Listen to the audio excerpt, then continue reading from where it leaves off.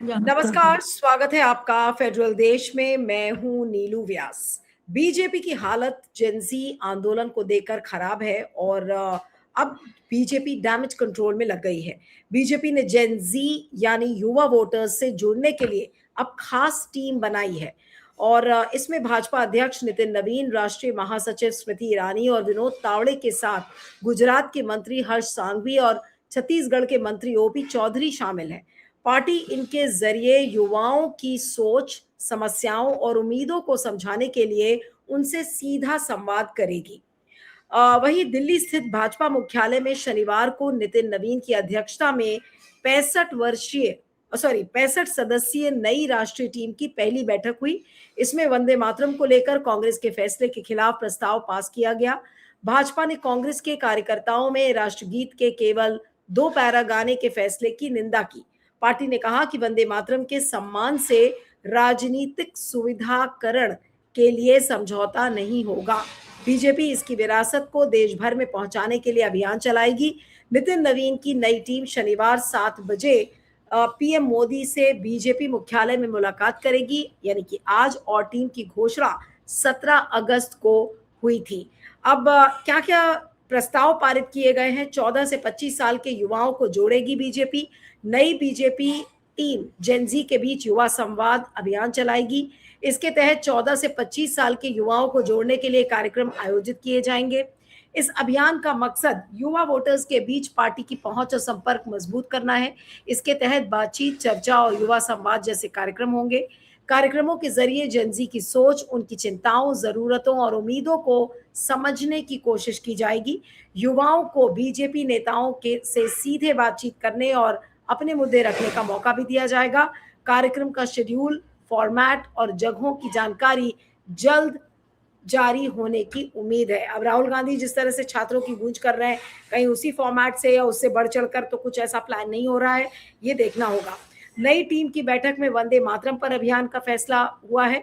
अध्यक्ष नितिन नवीन की अध्यक्षता में हुई नई टीम की बैठक में आगामी चुनावों, संगठन को मजबूत करने और पार्टी के कार्यक्रमों पर चर्चा हुई। नवीन ने कहा कि बीजेपी वंदे मातरम का इतिहास और महत्व देश भर में पहुंचाने के लिए अभियान चलाएगी। उन्होंने ये भी कहा कि वंदे मातरम के सम्मान, गरिमा और विरासत की रक्षा करेगी। खास तौर पर युवाओं के बीच जागरूकता अभियान चलाया जाएगा ताकि नई पीढ़ी पूरे वंदे मातरम और उससे जुड़े इतिहास को समझ सके। अब सवाल यह है कि बीजेपी प्लान तो बहुत कुछ कर रही है, लेकिन क्या बीजेपी के लिए ये सब चीजें कारगर साबित होंगी?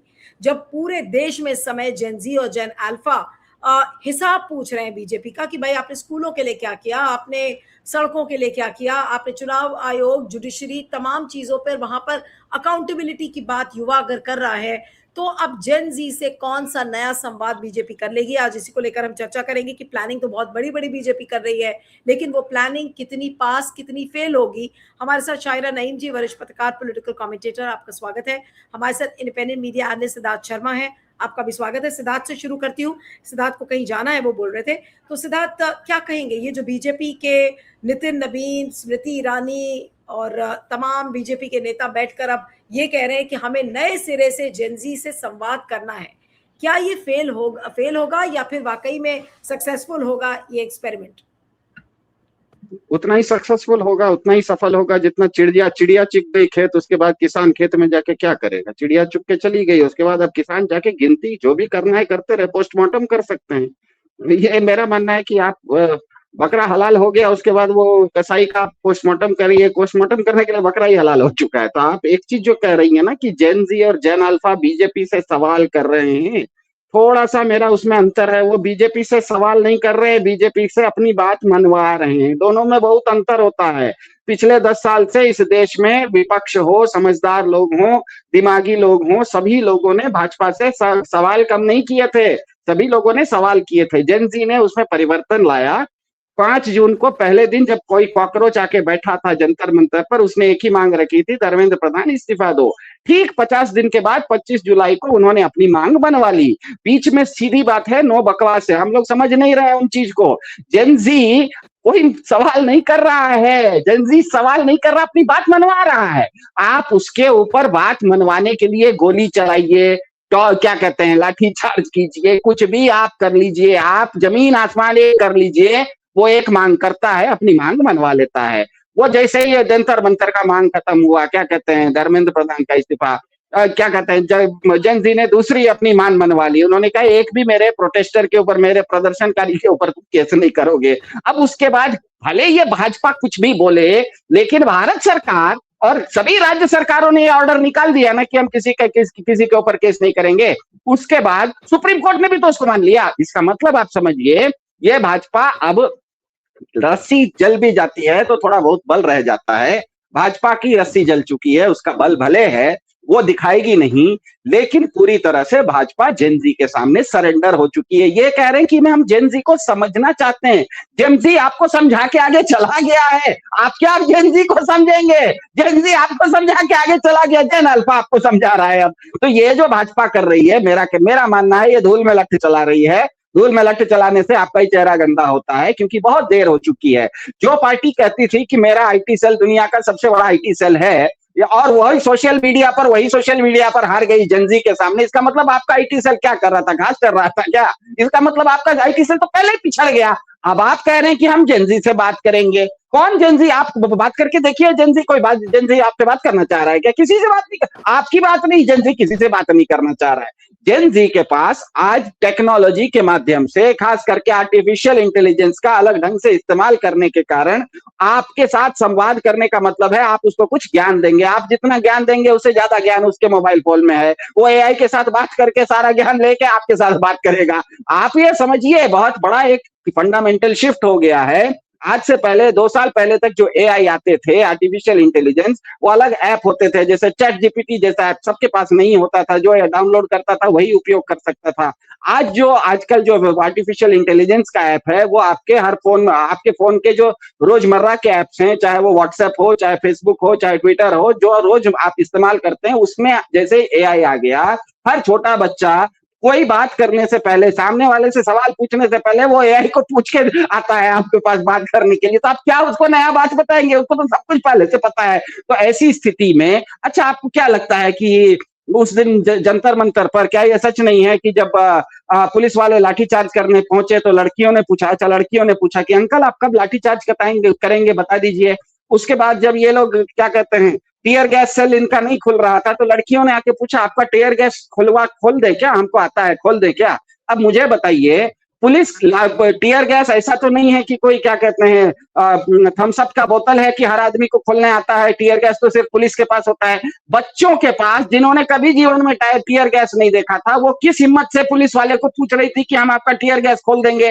क्योंकि वो एआई ने उसको बता दिया था। जैसे ही उन्होंने देखा टीयर गैस है, उनको पता लग गया कि खुलने वाला है। उन्होंने आके पूछ दिया आपको खोलने नहीं आता है, तो हम खोल के टिकट दे देते हैं। क्योंकि एआई में, आप एआई को पूछिए तो वो टीयर गैस खोलने का भी रास्ता बता देगा। आप समझिए, भाजपा पूरी तरह से इस मामले में बहुत पीछे जा चुकी है।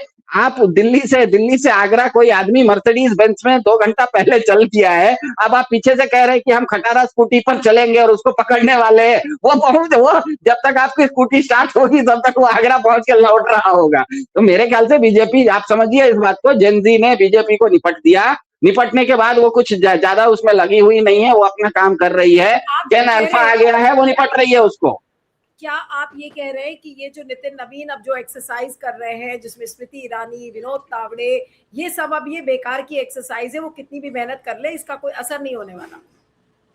अच्छा, 2+2 4 कहने के लिए सिद्धार्थ की जरूरत है? सिद्धार्थ क्यों कहेगा? जो दिख रहा है वो हो रहा है ना। आप कह रहे हैं मैं क्यों कहूं? मैं कुछ नहीं कह रहा हूं, यही हो रहा है, आपके सामने हो रहा है। आप कुछ नहीं है, आप कह रहे हैं मैं क्यों कहूं? यही चीज आपके सामने हो रही है। जो हो रही है वो हम आपको बता रहे हैं। कमेंट्री में सचिन तेंदुलकर छक्का मारेगा तो कमेंटेटर बोलेगा छक्का मारा, आउट हो जाएगा तो बोलेगा आउट हो गया। अब कमेंटेटर के बोलने से थोड़े सचिन तेंदुलकर ने छक्का मारा, जो हो गया ये हुआ है, ये सच है, आपके सामने है। जो चीज आपके सामने है, अब बीजेपी कह रही है कि हम ये करेंगे, फलाना करेंगे, ढिमकाना करेंगे, वो करते रहे, क्या फर्क पड़ रहा है? चिड़िया चुग गई खेत, उसके बाद अब किसान खेत में जाके कहे कि चिड़िया कैसे चुगी, कौन सी चिड़िया आई थी, आते समय वो किस दाएं से आई थी, बाएं से आई थी, ऊपर उड़ के गई थी, नीचे बैठ के खाई थी, आप कुछ भी कीजिए, आपका चारा चला गया। तो मेरे ख्याल से इसको समझिए, ये बहुत बड़ा फंडामेंटल जनरेशनल शिफ्ट हुआ है। इस देश में एक पीढ़ीगत परिवर्तन आ चुका है, पीढ़ीगत परिवर्तन। और वो जो पीढ़ीगत परिवर्तन है, वो जेन जी और जेन अल्फा मिला के 75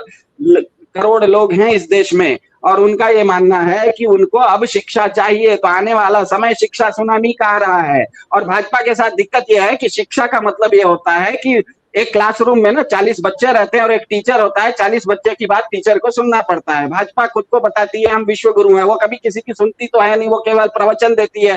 फंडामेंटली दोनों के बीच में 36 का आंकड़ा है, एक केवल प्रवचन देता है, एक बोलता है सारा सुनता है। दूसरी तरफ शिक्षा में एक सब बोलते हैं और एक को सुनना होता है, कैसे होगा? भाजपा के चरित्र से बाहर की चीज है, भाजपा के सिलेबस से बाहर की चीज है, भाजपा से होने वाला ही नहीं है। शेर को कह रहे हैं कि घास खाएगा क्या?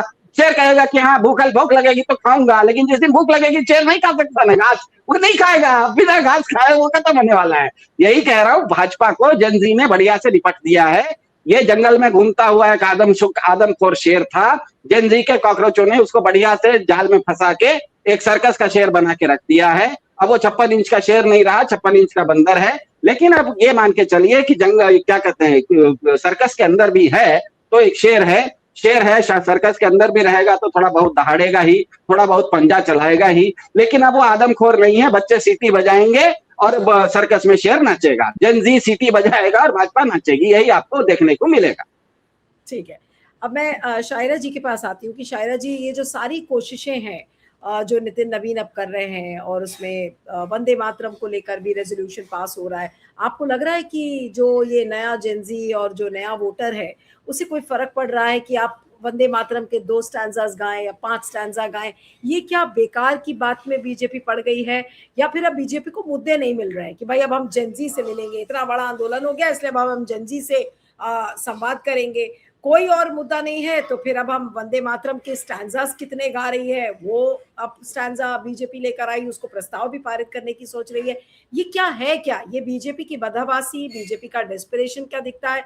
इस BJP running out of issues, क्या उनके पास अब मुद्दे नहीं बचे हैं, क्या ये वो शो करता है? BJP BJP has missed the bus. वो जैसे सिद्धार्थ में गाड़ी छूट चुकी है और अभी वो ये भी एक तरह से सत्ते में है, समझ नहीं आ रहा है कि इसको कैसे डील करें। हाँ, तो अभी जो ये जो रिवाइज ये जो आपने सोशल मीडिया का ये सारा कुछ उन्होंने कहा और जो उन्होंने टीम बनाई है, इसमें कोई भी सक्सेस मिलने वाली नहीं है। उसमें डायलॉग की बात फिर नहीं है, ये खाली ये है कि they will reach out is a one way process. उनको सुनेंगे, उनकी मुद्दे क्या हैं, उनके मुद्दे बहुत बेसिक हैं। वो अपने फ्यूचर के बारे में चिंतित हैं, अपनी पढ़ाई लिखाई नौकरी के लिए, और ये सारी स्कूल कैसे हैं, कॉलेज कैसे हैं, और जो पढ़ाइयों के बीच में गैप हो रहा है, जो जो पैसे दे सकते हैं उनकी क्या क्वालिटी की पढ़ाई है, और जो सरकारी स्कूल्स हैं उनमें क्या पढ़ाई है। ये सारे मुद्दे जो हैं ये बहुत बहुत रियल मुद्दे हैं और जमीनी सतह के मुद्दे हैं। और कोई भी अगर गवर्नेंस की क्लेम करता है, जैसे बीजेपी गुड गवर्नेंस क्लेम करती है, उनको ये सारे मुद्दे उनसे अवेयर होना चाहिए था, और मामला यहाँ तक बढ़ता ही नहीं। हाँ, वो क्योंकि बिल्कुल जो है अब आज की जो एजुकेशन की स्थिति है, वो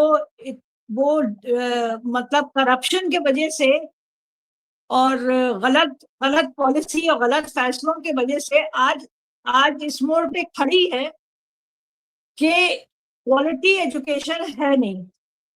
तो जो बच्चे भी जानते हैं कि इस पढ़ाई व्यवस्था से निकलेंगे तो हमारा फ्यूचर जो है वो काफी ब्लीक है। तो इसको जो है वो कोई सोशल मीडिया नहीं दुरुस्त कर सकता है।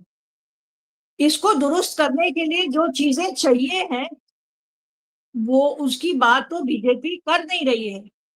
वो इंट्रोस्पेक्शन करना, एनटीए को इतना पावर देना, सेंट्रलाइज सब चीज करना, हाँ, सारे वाइस चांसलर जो है वो आरएसएस के रखना, ये सारी चीजें जो है जिसमें कि मतलब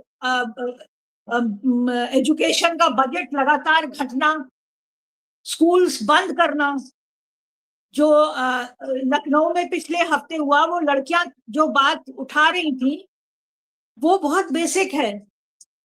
अब स्कूलों की अगर जाकर के तस्वीर देखें तो वो वही है जो राजस्थान में हुआ और जो बंगाल में है, सब जगह यही तस्वीरें हैं।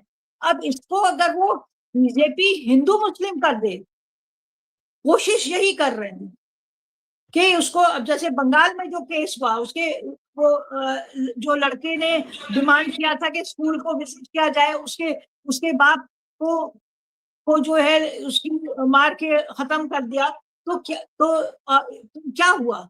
उससे बंगाल के स्कूल्स तो नहीं सुधर जाएंगे। हाँ, यही जो है राजस्थान में जिस तरह से बीजेपी के क्राउड में दौड़ा करके और बाहर दिया, इससे स्कूल नहीं सुधरेंगे।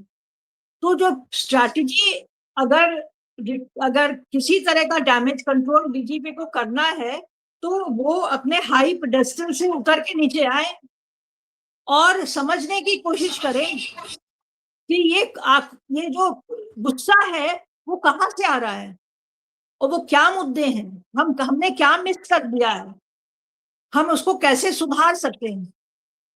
और ये सोशल मीडिया से नहीं सुधरने वाला। ये सोशल मीडिया तो इनका बहुत एक्टिव था अभी तक, तो वो क्यों नहीं कनेक्ट कर पाया? तो हमें तो यही लगता है। एफर्ट देखती हैं, मतलब एक ऐसी एफर्ट जहां पर बीजेपी का फेल होना क्या आपको तय लग रहा है, या फिर इस तरीके के संवाद से बीजेपी अपनी जो खोई हुई जमीन है उसको वापस तलाश भी सकती है? नहीं, इस स्ट्रैटेजी से तो नहीं तलाश सकती। वो बीमारी उनको दिख रही है, लेकिन अभी भी वो जो है उसकी डायग्नोसिस नहीं सही बना रहे हैं। Okay. जब तक डायग्नोसिस नहीं सही बनाएंगे, इलाज नहीं करेंगे, मरीज तो और बद से बदतर होता जाएगा। तो ये तो कोई तरीका नहीं है जेनजी से कनेक्ट करने का, ये बिल्कुल नहीं है। तो उनको अभी और इसको गंभीरता से लेना चाहिए और जो डायलॉग का प्रोसेस है उसको शुरू करना पड़ेगा और विद ऑल ह्यूमिलिटी। नहीं, लेकिन जो अब आई एम श्योर बीजेपी कुछ ना कुछ तो सोच ही रही होगी कि कैसे करना है। यूपी का इलेक्शन है, अगले साल पंजाब में है, गोवा, उत्तराखंड, ये सारे जो इम्पोर्टेंट इलेक्शंस हैं। तो क्या अब आपको लग रहा है कि ये जेनजी का जो संवाद है ये एक नेशनल लेवल पर ये लोग शुरू करेंगे? अभी हमने थोड़े दिन पहले देखा था, जिस दिन कैबिनेट मीटिंग थी बीजेपी की, वेंसडे को आई थिंक, उस दिन प्रधानमंत्री ने कहा कि अब एक कार्यक्रम हम करेंगे जिसमें कि हर मंत्री को हर दिन एक यूनिवर्सिटी कैंपस में जाना होगा, 1 मिनिस्टर पर यूनिवर्सिटी पर डे। अब ये जाएंगे, इससे आपको क्या लगता है कि क्या और जिस तरीके से चारों तरफ जो माहौल है, क्या ये लोग ये काम कर भी पाएंगे? जेनजी क्या संवाद करने के लिए आएगा, या फिर ये जब जेनजी की मीटिंग्स ऑर्गेनाइज होंगी तो फिर खाली कुर्सियां, खाली मैदान, इस तरीके की चीजें दिखेंगी, या फिर बीजेपी के नेताओं को काले झंडे दिखाए जाएंगे? ये भी तो हो सकता है। कुछ भी हो सकता है, कुछ भी हो सकता है। क्योंकि मिनिस्टर जाएंगे वो किस नियत से जा रहे हैं? वो वीआईपी बन के जा रहे हैं कि वो कुछ समझने की स्थिति के लिए जा रहे हैं, डायलॉग स्टूडेंट्स के साथ करने के लिए जा रहे हैं? क्योंकि बहुत सारे कैंपसेस में बच्चे बैठे हैं, प्रोटेस्ट पे बैठे हैं, अपने इश्यूज को लेके बैठे हैं। अभी भी जो है 20 जुलाई के केसेस के लिए बहुत दंगा, अभी कल ही राहुल गांधी इतने घंटे बैठे हैं दिल्ली शहर में, तब तो जाके एफआईआर दर्ज करा पाई। तो ये सारे जो मुद्दे हैं ये अपने आप थोड़ी रिजॉल्व हो जाएंगे। आपने वायदा किया था लेकिन वो वायदे से आप मुकर गए। बच्चों के ऊपर हैरेसमेंट हो रहा है, उनके घर वालों पे हो रहा है। तो ये सारी चीजें जो है ना, ये नहीं दिखाती है कि आपकी नीयत बहुत अच्छी है। आपको पहले जो है you have to walk the talk, तो फिर आगे से बढ़ेंगे, कहीं डायलॉग होगा तो ही कुछ निकल सकता है। और वक्त बहुत कम है। हाँ, और जेनजी को हिंदू मुसलमान करना थोड़ा मुश्किल पड़ेगा। नहीं, लेकिन आपको जी। लगता है कि ये जो वंदे मातरम पर भी जो लोगों की मीटिंग हुई, जो 65 सदस्यों की उन्होंने मीटिंग किया, जिसमें कि वंदे मातरम को लेकर भी इन्होंने बोला कि प्रस्ताव हम पारित करेंगे, उसका जेनजी पर कोई असर पड़ेगा? जेनजी कोई क्यों असर नहीं, बोलते ये हैं कि आज 2 नो नो स्टैंजा नो, पढ़े, चाहे 5 ये स्टैंजा तो पढ़े? ये तो डाइवर्ट करने वाली बात है, नैरेटिव बदलने वाली बात है। इससे कोई फर्क नहीं पड़ने वाला है। जो जो रोजी रोटी का सवाल है, जो पढ़ाई का सवाल है, उससे वंदे मातरम का कुछ भी लेना देना नहीं। ये मलहम लगाने से इनका जख्म भरने वाला नहीं है। ये तो इनकी टैक्टिस है कि इसको जो है डाइवर्ट करें बिल्कुल। मुद्दे को। चलिए, अब देखेंगे कि क्या जब बीजेपी अपने संवाद शुरू करती है तो किस स्टाइल में करती है। पहले तो ये कि राहुल गांधी ने भी छात्रों की गूंज का कार्यक्रम है वो कोइंसाइड करेगा। राहुल गांधी ने कहा है कि 800 शहरों में वो छात्रों की गूंज का कार्यक्रम लेकर जाएंगे। साथ में जो जेन अल्फा और जेन जी है, कॉकरोच मूवमेंट भी पैरेलली चल रहा है। तो अब इस बीच में अब बीजेपी जब अपना संवाद शुरू करेगी तो फिर जेन जी उसको कैसे लेगा, अब ये देखना होगा। आपका बहुत बहुत शुक्रिया Shayra ji, thank you so much for joining.